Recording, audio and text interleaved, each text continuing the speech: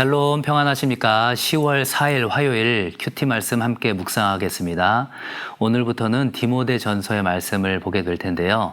그 첫 부분인 1장 1절로 11절까지의 말씀을 함께 보겠습니다.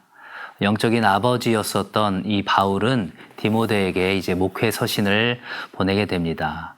말씀을 사모하고 그리고 거짓된 교훈과 그 모든 것들을 복음으로부터 잘 지켜내라는 그러한 당부를 하고 있습니다. 하나님의 영광의 복음에 따르다라는 제목인데 함께 말씀을 보도록 하겠습니다. 내용 관찰 1번입니다. 바울이 디모데를 에베소에 머물도록 권면한 이유는 무엇입니까? 3절 끝에 보면 어떤 사람들을 명하여 다른 교훈을 가르치지 말며 신화와 끝없는 족보에 몰두하지 말게 하려 함이라. 이 모든 것들의 목적을 두고 있다라는 것이죠.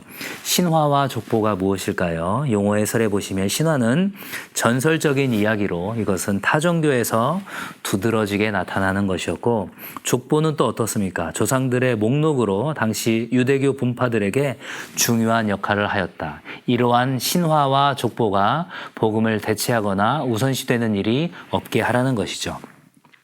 2번입니다. 율법은 어떻게 써야 선한 것입니까? 8절에 보시면 율법은 사람이 그것을 적법하게만 쓰면 선한 것임을 우리는 아노라.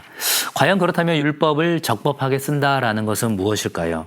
율법을 통하여서 우리가 구원을 얻을 수 있을 것이라고 기대하는 것도 아니고, 그것을 다른 사람에게 적용하여서 정죄하는 것도 아니라 철저히 나에게 적용하여서 내가 하나님 앞에서 끝없는 죄인이구나, 그 죄를 깨닫게 되는 것이 바로 율법의 기능이다라는 것입니다. 3번을 볼까요? 율법은 어떠한 자들을 위해 세워졌습니까? 9절에 보시면 율법은 옳은 사람을 위하여서 세워진 것이 아니다. 죄를 자각해야 하는 이들 어떻습니까? 9절 하반절에서 10절에 보시면 쭉 나와 있죠. 오직 불법한 자와 복종하지 아니하는 자와 경건하지 아니한 자와 죄인과 거룩하지 아니한 자와 망령된 자와 아버지를 죽이는 자와 어머니를 죽이는 자와 살인하는 자며 10절입니다.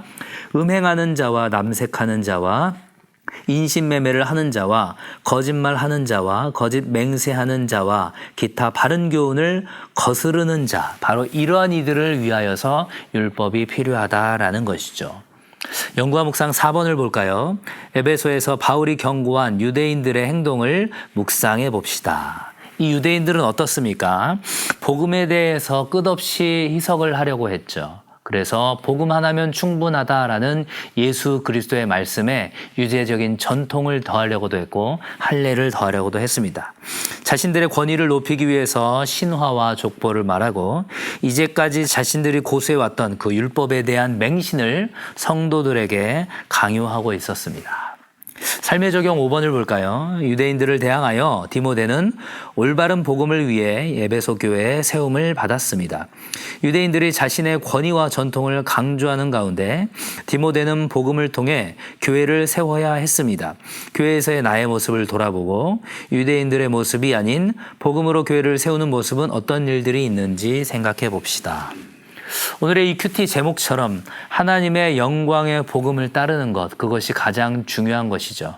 하나님의 영광의 복음을 따르는데 그러한 전통들이 그리고 그 권위들이 아름답게 수단처럼 이용이 된다면 문제가 없겠지만, 그것이 하나님의 복음을 뛰어넘는 우선순위의 문제까지 결부된다면 그것은 심각한 일이겠죠.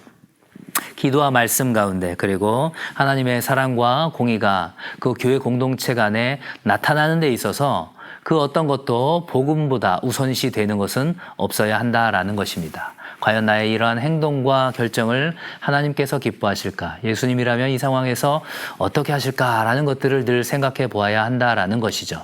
성전에서 물건 파는 자와 돈 바꾸는 자들의 그러한 행동들을 보시면서 강하게 꾸짖었던 예수님의 모습을 기억하길 소망합니다. 교회는 하나님의 말씀을 가르치고 기도하는 곳이며 성도의 교제가 있는 것이지, 그것들을 통하여서 세상의 어떤 교세를 자랑하거나 그들의 어떤 권위와 이익을 주장하려는 것이 아니다라는 사실을 디모데 역시도 알고 있었고, 우리도 그러한 믿음의 공동체를 세워갈 수 있도록 날마다 그렇게 성령 하나님의 인도하심 가운데 분별하는 삶을 살 수 있기를 주님의 이름으로 간절히 축복합니다. 감사합니다.